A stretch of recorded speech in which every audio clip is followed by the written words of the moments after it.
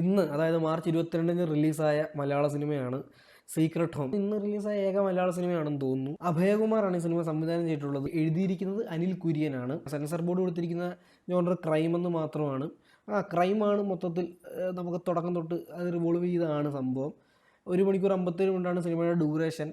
അപർണദാസ്, ശിവദ, ചന്തുനാഥ്, അനുമോഹൻ ഇവർ 4 പേരുമാണ് സിനിമയിലെ മെയിനായിട്ട് വരുന്നത്. പിന്നെ മാലാ പാർവതി ഉണ്ട്. ക്യാരക്ടർ റോൾസ് വന്നിരിക്കുന്നത് കൂടുതലും പുതിയ ആൾക്കാരാണ്. അപ്പോൾ ഈ സിനിമയെ പറ്റി പറയുകയാണെങ്കിൽ ഇതിൻ്റെ കൺസെപ്റ്റ് നല്ലതാണ്. അതായത് വൻ ഫ്രഷ് കൺസെപ്റ്റ് ഒന്നുമല്ല, പക്ഷേ ഒരു ത്രില്ലർ സിനിമയ്ക്ക് ഈ ഒരു കൺസെപ്റ്റ് കൊണ്ട് തന്നെ നല്ലൊരു സ്ക്രീൻ പ്ലേ ഉണ്ടെങ്കിൽ നമുക്ക് എത്ര വേണമെങ്കിലും അങ്ങനത്തെ ഒരു പരിപാടി സിനിമകൾ ചെയ്യാൻ പറ്റുമെന്നൊരു തരത്തിലുള്ള കൺസെപ്റ്റാണ്. നല്ല കൺസെപ്റ്റാണ്.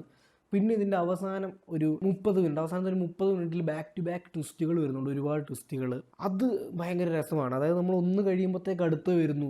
ഇത് നമ്മളപ്പോൾ തീരുമെന്ന് ഓർക്കുമ്പോൾ തീർന്നില്ലേ, അടുത്തത് വരുന്നു. അങ്ങനെ ഒരു 3-4 സാധനങ്ങൾ ഇങ്ങനെ കറങ്ങി വരുന്നുണ്ട്. ഒരു പരിധി കഴിയുമ്പോൾ ഇച്ചിരി ഓവറാണ്, പക്ഷേ എങ്കിൽ പോലും നമുക്കതൊക്കെ മാറ്റി വെച്ചിട്ട് നമ്മളൊരു ട്വിസ്റ്റ് അങ്ങനെ നമ്മളെ ആ രീതിയിൽ നമ്മളെ കുറച്ചൊന്ന് പിടിച്ചിരുത്തുന്നുണ്ട്. പിന്നെ ഡ്യൂറേഷൻ പെർഫെക്റ്റ് ആണ്.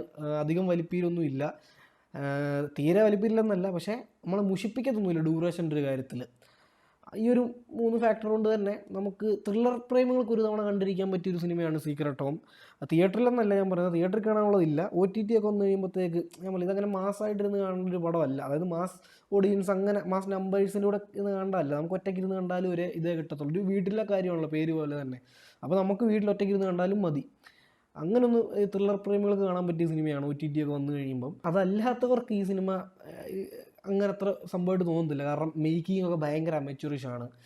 ഷോർട്ട് ഫിലിമുകളുടെ അത്രയും പോലും നിലവാരമില്ലാത്ത രീതിയിലാണ് പലയിടത്തും മേക്കിംഗ് പോകുന്നത്. പിന്നെ സ്ക്രിപ്റ്റ് ആയാൽ പോലും ഞാൻ പറഞ്ഞ അവസാനത്തെ ഒരു 30 മിനിറ്റ് കൊള്ളാം, പക്ഷേ ഈ ഒരു നല്ല കൺസെപ്റ്റിനെ ബാക്കി ആദ്യത്തെ ഒരു 1.5 മണിക്കൂറിലേക്ക് അങ്ങ് എത്തിക്കാൻ ഭയങ്കര പാക്കായിട്ട് എത്തിക്കാൻ പറ്റുന്നില്ല. ഈ ക്യാരക്ടേഴ്സിനെയൊക്കെ നമുക്ക് മനസ്സിലായി വരുമ്പോൾ തന്നെ സമയമെടുക്കും.